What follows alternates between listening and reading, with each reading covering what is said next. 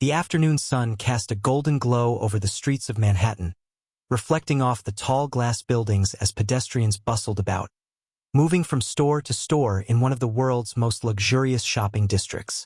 The city hummed with energy, with the air crisp and cool from the early days of autumn.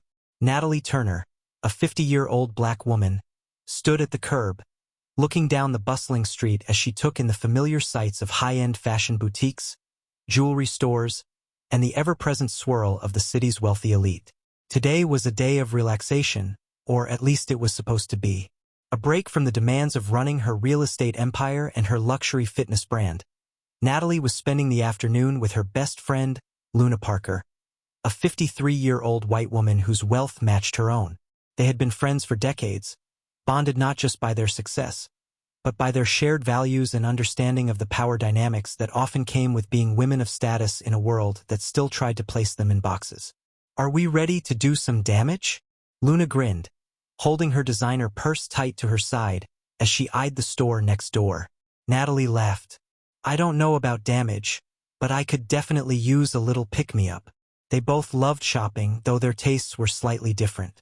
Luna leaned more towards bold jewelry pieces, something to make a statement at her next charity gala, while Natalie loved exquisite shoes and handbags, pieces that whispered luxury rather than shouted it. "I'll be in the jewelry store next door," Luna said. "See you in half an hour?" "Sounds good," Natalie replied, her eyes already scanning the storefront she was about to enter. "I'll meet you at the cafe afterward." Luna gave her a wink and disappeared into the adjacent boutique, leaving Natalie to step inside the high-end shoe and handbag store alone. The moment Natalie entered the shop, she felt the shift in the air. The soft hum of classical music playing overhead didn't mask the tension that settled over the space as her heels clicked against the polished marble floor. She walked past the entrance, taking in the familiar sight of designer handbags perfectly arranged under warm, flattering lighting, each piece radiating exclusivity. But something was wrong. From the moment she stepped inside, there was no greeting, no acknowledgement of her presence. Natalie was used to a polite "good afternoon" or "welcome to our store." But today, silence greeted her. The saleswoman, a young white woman with sharp features and an expensive haircut, stood behind the counter, her back slightly turned. Her face wore a look of displeasure, as if Natalie's very presence in the store was an inconvenience.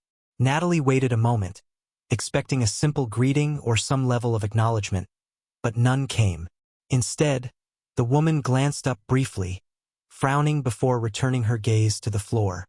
Natalie was no stranger to this kind of treatment.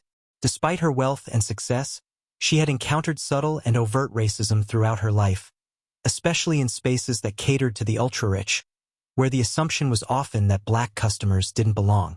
With a deep breath, she began browsing the store, determined not to let this ruin her day. She had money to spend, and no one would take that joy from her. Not today. Natalie's eyes caught on a pair of snakeskin stilettos with a gold buckle. They were gorgeous, sleek, and exactly what she had been looking for to wear to an upcoming event. The shoes practically called out to her from their pristine display. She walked over to them and reached out to touch the delicate material, smiling at the thought of how well they'd go with the dress she'd recently purchased. But when she turned to ask for her size, the saleswoman's demeanor had not changed. Natalie approached the counter, keeping her tone calm and measured. "Excuse me," she said politely. "I'd like to try these in a size 8, please." The saleswoman's gaze slid over her, barely making eye contact. Her lips tightened, and for a brief moment, she said nothing at all. Then, in a clipped voice, she replied, "We don't have that size." Natalie's brows furrowed slightly. "You don't have a size 8? Or you don't have it in stock right now?" "We're out," the saleswoman responded curtly, not bothering to look up from the counter where she was pretending to busy herself. Natalie stood there for a moment, absorbing the coldness of the interaction. The woman hadn't checked, hadn't made any effort to offer an alternative or to suggest anything else. The sting of being dismissed like this was familiar, but it still hurt. Her eyes shifted to the manager, a middle-aged white man sitting at a desk toward the back of the store. He had watched the entire exchange but made no move to intervene or offer assistance. Instead, his eyes flicked back to his computer, as if Natalie wasn't even worth the effort. Natalie's jaw clenched, but she refused to let them see her frustration.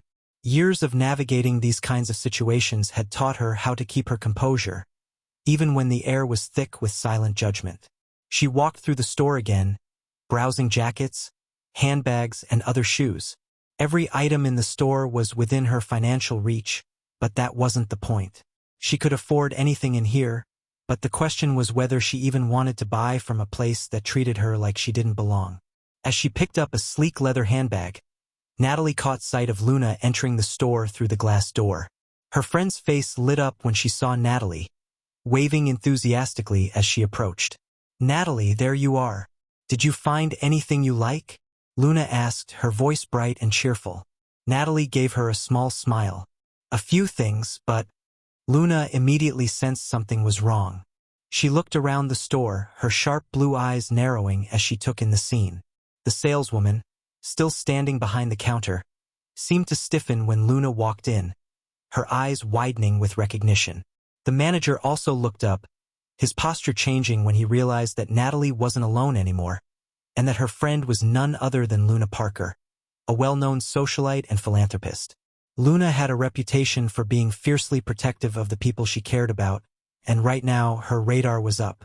She noticed the way the saleswoman's face had twisted into a frown when Natalie had walked in, and the way the manager had done nothing to intervene. "What's going on here?" Luna asked, her voice loud and clear as she approached the counter.